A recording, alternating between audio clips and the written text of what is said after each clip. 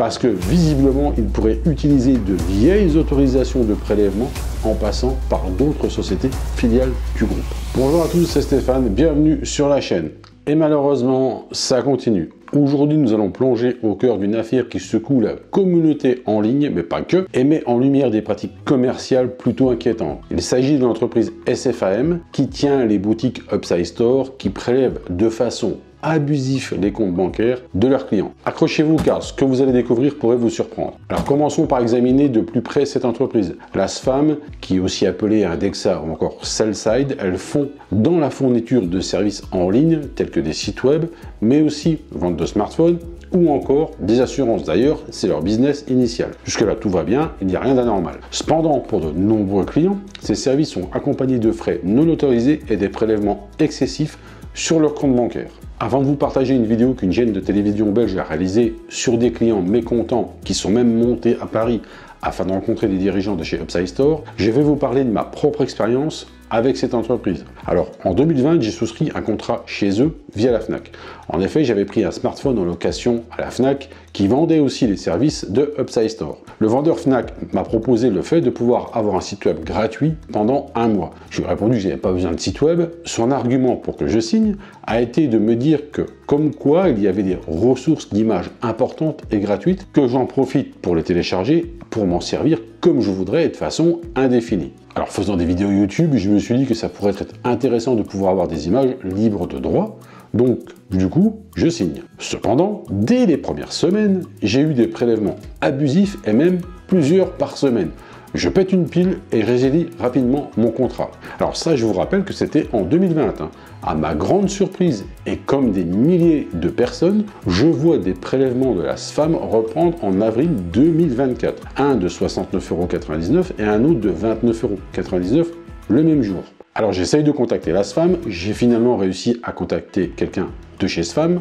Je lui explique que mon contrat a été clôturé en 2020, mais que je viens de remarquer des prélèvements de 69,99 € et 29,99 € sur mon compte, que la banque a heureusement remboursé rapidement. Et là, commence une conversation pour le moins surréaliste. Elle m'informe que j'avais bien résilié mon contrat en 2020, mais pas les options associées, et qu'un courriel m'avait été envoyé pour m'expliquer la situation quelques semaines avant mon coup de fil. Selon elle, ces options ont depuis évolué. Alors je suis quand même intrigué, je lui demande si elle ne trouve pas bizarre cette logique selon laquelle je n'ai rien payé pendant 4 ans et que soudainement, comme par enchantement, ces options ressurgissent. Sa réponse, non, pour elle, tout cela était parfaitement normal. Alors je suis agacé, je fais part de mon incompréhension. Comment est-ce possible de ne rien payer pendant 4 ans, puis d'avoir à faire face à ces frais inattendus? Après plusieurs minutes de discussion, elle m'annonce que finalement je recevrai un email dans les prochaines 24 heures pour m'informer que les options auxquelles je n'avais jamais souscrit seraient annulées. Alors, il faut dire que j'ai reçu le mail. Évidemment, j'avais contacté ma banque qui a fait opposition sur les prélèvements et m'a remboursé rapidement. Une chose importante, une opposition ne suffit pas. Il faut demander à la banque de révoquer l'autorisation de prélèvement. Sans ça, la SFAM recommencera les prélèvements. Et faites-moi confiance, cette entreprise ne recule devant rien. En parallèle, j'ai fait des recherches sur les réseaux sociaux et je vois des témoignages par centaines de clients mécontents qui affluent sur les réseaux sociaux et les forums en ligne. Certains rapportent avoir été facturés pour des services qu'ils n'ont jamais souscrits, tandis que d'autres se plaignent de prélèvements récurrents sans leur consentement.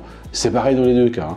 Alors ces récits sont renforcés par des captures d'écran de relevés bancaires et d'échanges de courriels avec l'entreprise en question. Les conséquences de ces pratiques abusives de cette société sont dévastatrices pour de nombreux clients. Attention, Certains se retrouvent dans des situations financières difficiles, incapables de faire face à ces frais imprévus. Il y a même des témoignages qui parlent de prélèvements pouvant aller jusqu'à 10 000 ou même plus de 20 000 € sur plusieurs mois. C'est catastrophique. D'autres ressentent une perte de confiance et de sécurité dans leurs transactions en ligne et dans d'autres boutiques physiques. Il est temps de prendre des mesures. Si vous êtes vous-même concerné par ces pratiques, je vous encourage à contacter les autorités compétentes et à partager votre histoire. Ensemble, nous pouvons faire entendre notre voix et demander des comptes à ces entreprises. Alors n'hésitez pas à partager cette vidéo pour sensibiliser davantage de personnes et créer un mouvement de changement. Regardez aussi sur Facebook, il y a des groupes qui existent avec de bons conseils sur comment faire et venir à bout de ces pratiques abusives. Alors attention, dans cette vidéo, je ne blâme pas les employés de cette société ou de la Fnac, mais cette entreprise qui impose ces pratiques à ses employés. Alors il y a des actions qui sont mises en place au siège social de la SFAM à Romans-sur-Isère. Pour info, le 24 avril 2024, le tribunal de commerce de Paris prononçait la liquidation judiciaire de la SFAM. En plus de tout cela, il y avait aussi une réclamation de l'URSSAF qui réclamait plusieurs millions d'euros d'arriérés. Cette décision met fin à l'activité de la société et devrait changer la norme pour les victimes. Cependant, restez vigilants et contrôlez régulièrement vos comptes bancaires parce que visiblement, ils pourraient utiliser de vieilles autorisations de prélèvement en passant par d'autres sociétés filiales du groupe. Voilà, merci d'avoir regardé cette vidéo. Restez vigilants et informés sur les pratiques des entreprises en ligne et n'ayez pas peur de défendre vos droits en tant que consommateur. C'était Stéphane, prenez soin de vous et de vos proches. À bientôt pour de nouvelles investigations et aventures tech. Salut!